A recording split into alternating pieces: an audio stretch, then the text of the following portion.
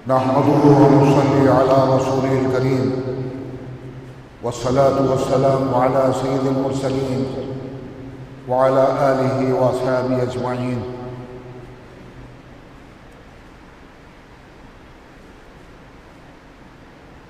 आमतौर से मैं हर जुमे को तकरीर नहीं करता,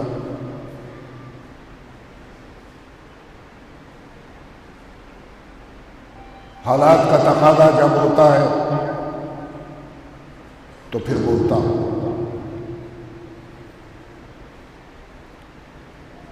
मुल्क के मौजूदा जो हालात हैं,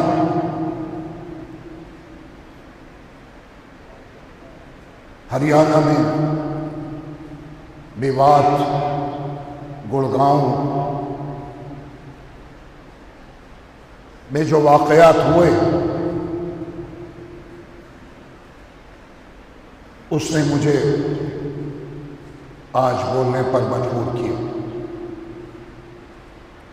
इरादा तो मैं बहुत दिन से कर रहा था, लेकिन गर्मी की जो शिद्दत है उसका भी मुझे ख्याल रखना पड़ता है। लेकिन हालात की शिद्दत ने आज मुझे मैं ये तय करने पर मजबूर हुआ कि मुझे अब बोलना चाहिए।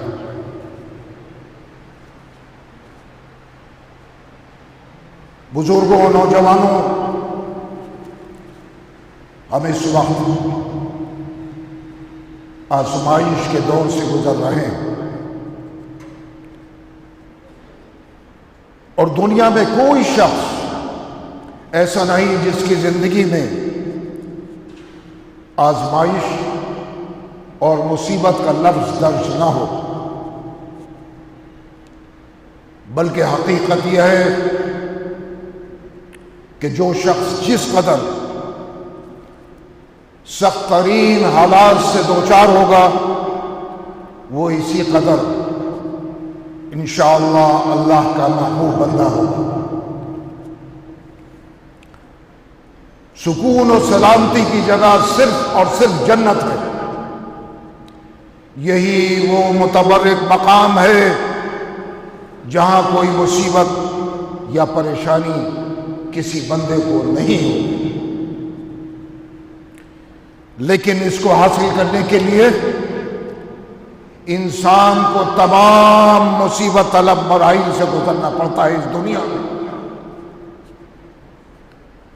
और यह भी एक हकीकत है कि दुनिया में इंसान बहुत सी नेकियां करता है, लेकिन इस दुनिया में इसको तमाम नेकियों का बदला नहीं मिलता। जालिम जुल्म करता है मगर उसको जुल्म की सजा नहीं मिलती। मजलूम जुल्म सहता है मगर उसको इंसाफ नहीं मिल पाता। ये इस बात का वाज़ेह इशारा है कि दुनियावी जिंदगी के बाद एक ऐसी जिंदगी होगी जिसमें इंसान के हर अमल का बदला दिया जाएगा। उसको ऊपर उसका बदला मिलेगा, उसकी जगह मिलेगी।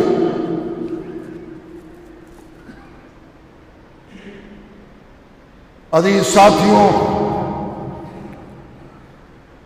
वतन अजीज हिंदुस्तान के दिनों रात आज जिस तरह गुजर रहे हैं उसे हर शख्स देख रहा है। वो हिंदू हो या मुसलमान, हर दर्दमंद इसे महसूस कर रहा है। और इसी के साथ, यानी मुसलमानों के साथ, जो सेकुलर अक्सरियती फिरका है वो भी फिक्रमंद है और महसूस कर रहा है।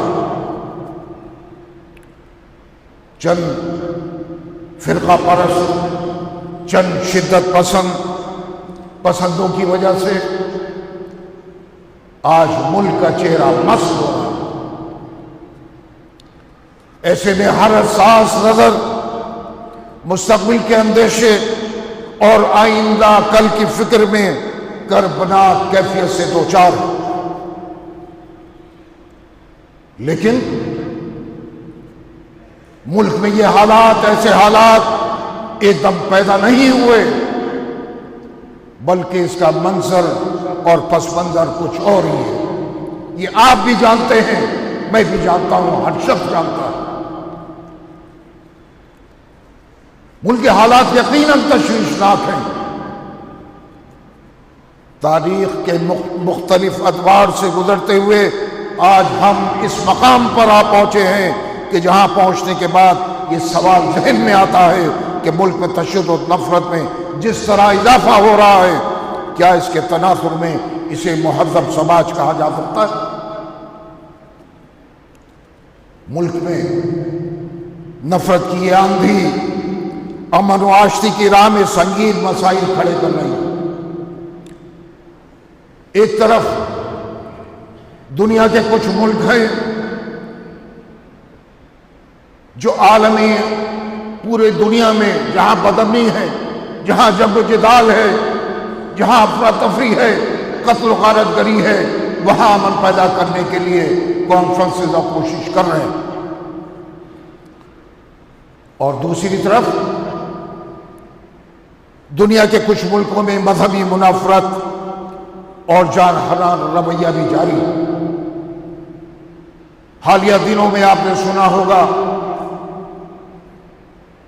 कि एक मुल्क में कुरान करीम को जलाया गया और वहां की हुकूमत ने इसकी इजाजत दी, और एक दफा नहीं बल्कि 2 दफा इस तरह के वाकयात हुए और दुनिया में मुसलमानों ने एहतजाज किया। और ये मुनाफरत, ये नफरत, ये मजहबी मुनाफरत मुसलसल हिंदुस्तान ही नहीं पूरी दुनिया में इस्लाम और मुसलमानों के खिलाफ फैलती जा रही है। और सिर्फ इसलिए, ये सदा इसलिए मिल रही है कि हम मुसलमान हैं। ये मुसलमान होने की सजा हमको दुनिया में दी जा रही है। लेकिन ये जारहाना रवैया, ये शिद्दत पसंदी और ये मजहबी मुनाफरत किसी भी मुल्क की यकजहती और सालिमियत के लिए खतरनाक है।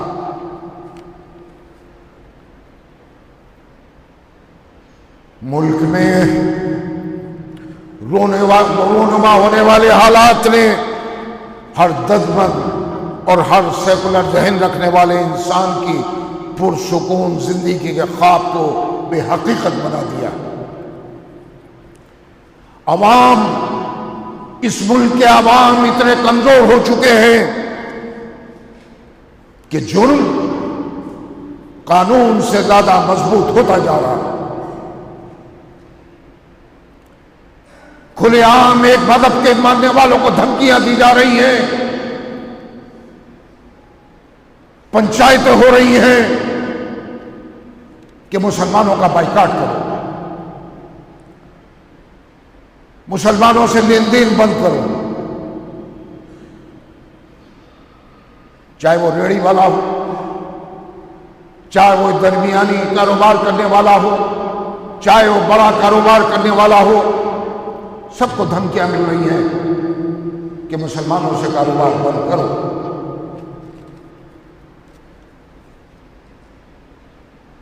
सवाल यह है, मुझे उन लोगों से जो पंचायतों में ये फैसला करके ऐलान कर रहे हैं खुलेआम कि क्या वो 57 मुस्लिम ममालिक जहां मुसलमानों के साथ साथ गैर मुस्लिम भी रहते हैं, तिजारत कर रहे हैं, नौकरियां कर रहे हैं, उनको किसी मुल्क में परेशान किया गया, उनके साथ कोई इम्तियाजी सुलूक बरता गया, उनको कोई धमकियां दी गई? नहीं। इन 57 मुस्लिम ममालिक में से किसी एक की मिसाल कोई नहीं दे सकता कि जहां हिंदुओं के साथ या दीगर मज़ाहिब के मानने वालों के साथ ज्यादती और नाइंसाफी की गई। अपनी फैमिली के साथ वो लोग बाहर रह रहे हैं, कारोबार कर रहे हैं, एक दूसरे से मिल रहे हैं, जुड़ रहे हैं, कारोबार है, लेन देन है, खाना पीना है, तो फिर ये नफरत हिंदुस्तान में क्यों है? और ये नफरत का गुबार और ये नफरत मुल्क को किधर लेकर जाएगी? ये सवाल हर सेकुलर हिंदुस्तानी आवाम के ज़हन में आज गर्दिश कर रहा है। क्या इसलिए मुल्क को आजाद किया था हमारे असलाफ ने, हमारे बुजुर्गों ने? क्या आज ये दिन हमको देखना पड़ेगा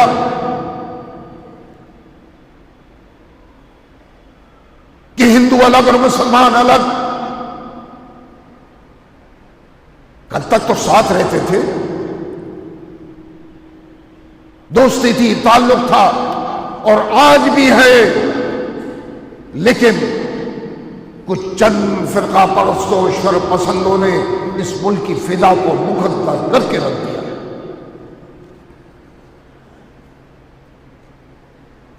इसलिए हमने मुल्क को आजाद नहीं किया था। इलेक्शन तो आते हैं और जाते हैं। कुछ लोग कहते हैं यह खबर गर्दिश करती है और कर रही है कि इलेक्शन की वजह से माहौल बनाया जा रहा है कि पोलराइज वोट एक तरफा तौर पर किसी एक पार्टी को पड़े। मैं ये कहता हूं, जो इलेक्शन लड़ेगा वो हिंदुस्तानी होगा, जो जीतेगा वो भी हिंदुस्तानी, जो हारेगा वो भी हिंदुस्तानी। अब अंग्रेज तो आने से रहे इस मुल्क में, और कोई भी जमात हो, वो सारी जिंदगी तो हुकूमत नहीं करेगी इस मुल्क पर। एक न एक दिन तो हालात बदलते हैं, हुकूमतें बदलती हैं, आती हैं और जाती हैं, जैसे मादी में हुआ। लड़िए इलेक्शन, जीतिए भी इलेक्शन, लेकिन दिलों को जीत कर। मोहतरम वज़ीर आज़म, आप मन की बात करते हैं, लेकिन मुसलमानों की मन की बात भी सुनिए। वो इन हालात से परेशान है। वो सोचता है मुल्क का क्या मुस्तकबिल होगा। वो सोचता है मेरे बच्चों का फ्यूचर क्या होगा। और ये मुसलमान ही नहीं सोच रहा, इस मुल्क का हिंदू भी यही सोच रहा, इस मुल्क का ईसाई भी यही सोच रहा है।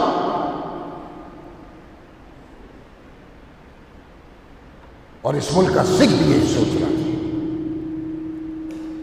ये यकजहती ही मुल्क को मजबूत कर सकती है, लेकिन ये नफरत मुल्क को कहां लेकर पहुंचाएगी, इसका अंदाजा शायद आपको ना हो। हम अवाम में रहते हैं, हम बीच में रहते हैं, हमको मालूम है कि क्या हालात है। वज़ीर आज़म, हालात को समझिए और इस पर गौर कीजिए। मुल्क की आजादी को आज 75 साल हो गए। 75 साल एक बड़ा अरसा होता है। वो तमाम तहफ़्फ़ुज़ात जो मुसलमानों को मिलना चाहिए थे वो नहीं मिले। सोशल जस्टिस मुसलमानों को इस मुल्क में मिलना चाहिए था, वो नहीं मिला। मुसलमानों को इस 75 साल में इस हाल तक किसने पहुंचाया, इस पर भी हमें और आपको गौर करना होगा। सच्चर कमेटी की रिपोर्ट तो आईना है। जहां कुछ हुआ, कमीशन बना दिए गए। लिब्रान कमीशन बना, गोपाल कमीशन बना, श्री कृष्णा कमीशन बना, गुजराल कमीशन बना, और न मालूम कितने कमीशन और कमेटियां बनाई गई, लेकिन अगर नतीजे की बात करें तो सब सिफर। सच्चर कमेटी तो इन्होंने बनाई थी जो कल इख्तिदार में थे, और उनकी ये रिपोर्ट है कि मुसलमानों को साल में 50-35 साल में उस हाल में पहुंचा दिया गया कि जो दलितों से भी बदतर हालत में आज मुसलमान। ये मेरी आपकी रिपोर्ट नहीं है, माजी में जो हुकूमत इख्तिदार में रही ये उसकी रिपोर्ट है।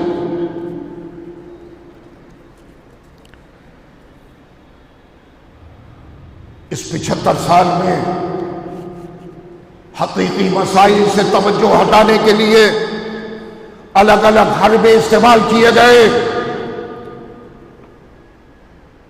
कभी कोई मसला, कभी कोई मसला, कभी कोई मसला, मगर उन मसाइल का हल भी आज तक नहीं निकला। मैं ज्यादा दूर तक नहीं जाना चाहता, बात तवील हो जाएगी, लेकिन हालिया दर्दनाक वाकयात ने मुल्क के मुस्तकबिल पर, इस मादर वतन पर सवालिया निशान लगा दिया। चाहे वो मणिपुर का वाकया हो, ट्रेन में बेगुनाहों का कत्ल हो, या मेवात हरियाणा में होने वाले वाकयात हों, गुड़गांव में बेगुनाह इमाम का कत्ल हो,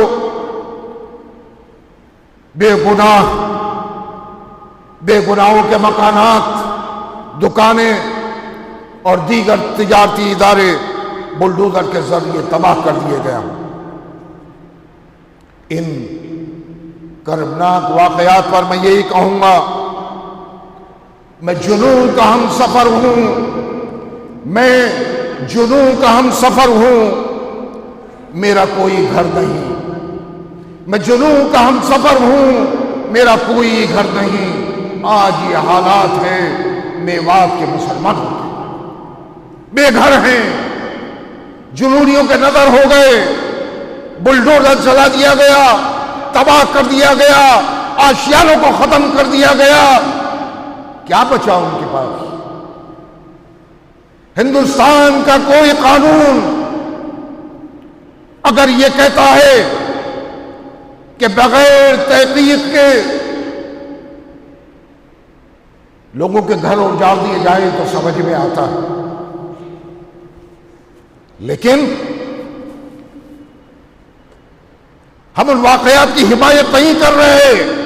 जो हुआ अफसोसनाक है, कर्मनाक है, तशवीशनाक है, लेकिन ये मुझे बता दे अरबाब इख्तिदार कि क्या ये सही था कि आनन फानन में आशानों को उजाड़ दिया गया, सड़क पर हैं। मैं देख रहा था सोशल मीडिया पर एक मां अपने उस आशियाने के मलबे में छोटी मोटी चीजें तलाश कर रही है कि मिल जाए, कोई चादर ही मिल जाए कि मैं अपने बच्चों को उड़ाकर रात को इस आसमान के नीचे सो सकूं। एक नौजवान से जब किसी ने सवाल किया जो सोशल मीडिया पर था कि क्या ढूंढ रहा हो, कह रहा था अपना मुस्तकबिल तलाश कर रहा। इस मलबे में मेरा मुस्तकबिल दफन है। वो हिंदू हो या मुसलमान हो,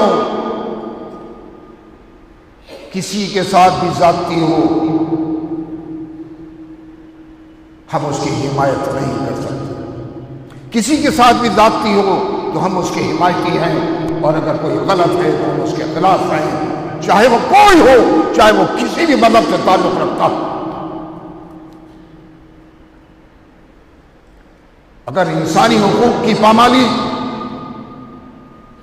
इस मुल्क में होगी, जिसको हमने अपने खून से सींचा, जिसको हिंदू ने सींचा, मुसलमान ने सींचा, तो ये मुल्क किधर जाएगा? हिंदुस्तान तो एक जमहूरी मुल्क है, इसका आईन सेकुलर है और जमहूरियत का ताल्लुक इंसानी हुकूक से है। ऐसा मुल्क जहां जमहूरियत हो, जिसका आईन सेकुलर हो, वहां इंसानी कदरों की पामाली हो, इंसान इंसान का दुश्मन बन जाए, जुल्म अपनी हदों को पार कर जाए और कानून की पामाली हो, तो यह किसी भी जमहूरी मुल्क के लिए अच्छा नहीं। जैसे मैंने अर्ज किया कि हर शहरी की जबान पर है कि कल क्या होगा, लेकिन ना आप जानते हैं ना मैं जानता हूं कि कल क्या होगा, उसका मुस्तकबिल क्या होगा, मुल्क का मुस्तकबिल क्या होगा, इससे हर शहरी परेशान है।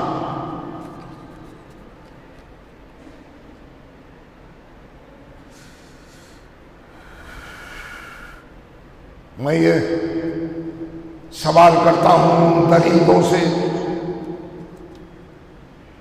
जिन्होंने ये नंगा नाच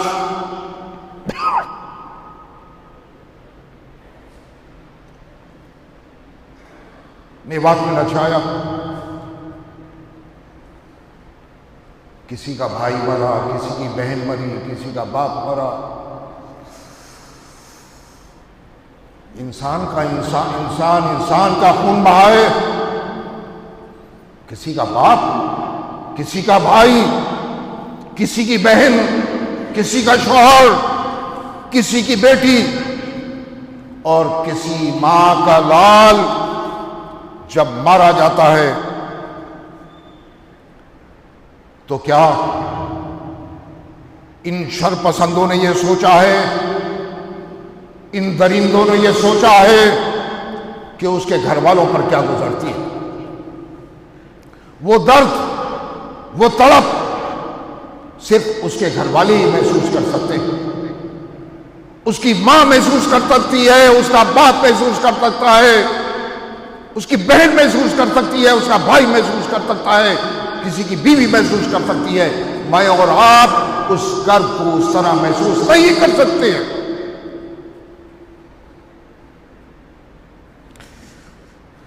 लेकिन मैं इन दरिंदों से ये सवाल करूं कि हिंदू मां का बेटा मारा जाए या मुसलमान मां का बेटा मारा जाए, दोनों एक साथ रो रही हैं, तड़प रही हैं, बिलक रही हैं, आंसू निकल रहे हैं। क्या कोई फर्क उस हिंदू मां की आंखों के आंसुओं में और मुसलमान मां की आंखों के आंसुओं में कोई फर्क होता है? ये सवाल मैं इन शरपसंदों से करना चाहता हूं। मां तो मां है, वो हिंदू की मां हो या मुसलमान बेटे की मां हो, लेकिन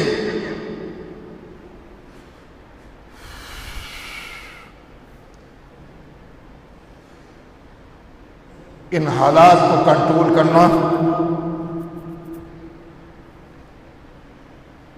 और इन हालात को संभालना, इस नफरत को खत्म करना ना मेरे हाथ में है ना आपके हाथ में, ये हुकूमत के हाथ में, ये हुकूमत के हाथ में है। मेरे अजीज बुजुर्गों, नौजवानों, वो हिंदू हो या मुसलमान, अब इस नफरत के माहौल से परेशान हो चुके हैं। अब क्या रह गया? बेगुनाह इंसान मारे गए, अमलाक जलाई गई, कारोबार तबाह हो गए, आशियाने तबाह कर दिए गए। अब इन तमाम हालात का हल, जैसे मैंने आपसे अर्ज किया, कि हुकूमत के पास।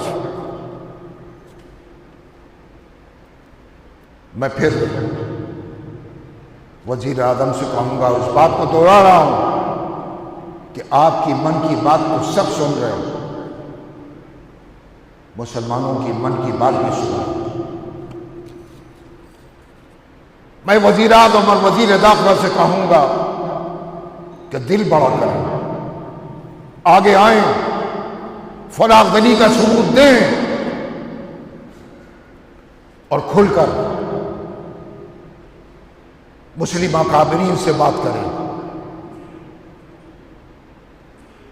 मैं उन अकाबरीन से कहूंगा, अगर वज़ीर आज़म या वज़ीर दाखिला की तरफ से जवाब आता है तो मैं कहूंगा कि हमें बैठना चाहिए, हम बात करें।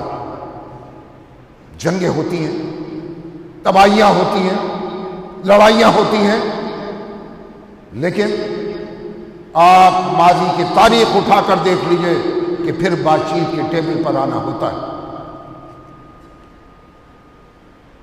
मैं आपसे कह रहा हूं हिंदुस्तानी मुसलमानों की तरफ से कि हम बातचीत के लिए तैयार हैं।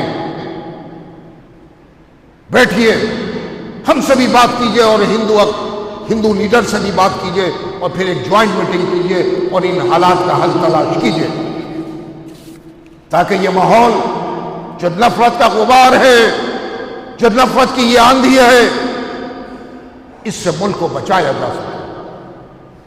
हर मुल्क, किसी भी मुल्क को देखिए, वो तरक्की की तरफ जा रहे हैं, तरक्की की बात कर रहे हैं। हम बात तो करते हैं कि हमारा मुल्क तरक्की की तरफ जा रहा है, लेकिन हालात इस बात का इशारा दे रहे हैं कि नहीं,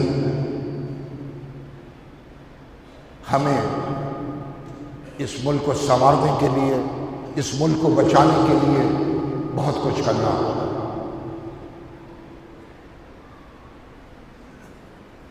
आप जीतिए इलेक्शन अपनी परफॉर्मेंस पे, अपने काम पर। माजी में भी हुकूमतें बनी हैं, किस किस की बनी है, लेकिन इस तरह नफरत का माहौल बनाकर मुल्क में इलेक्शन हो, ये किसी तरह मुनासिब नहीं। मुल्क को बचाना होगा, मुल्क के आवाम को बचाना होगा, मुल्क के हिंदुओं को, मुल्क के मुसलमानों को, मुल्क के सिखों को, मुल्क के ईसाइयों को बचाना होगा। वज़ीर आज़म, मैं फिर कहूंगा कि बातचीत के जरिए, बाहमी बातचीत के जरिए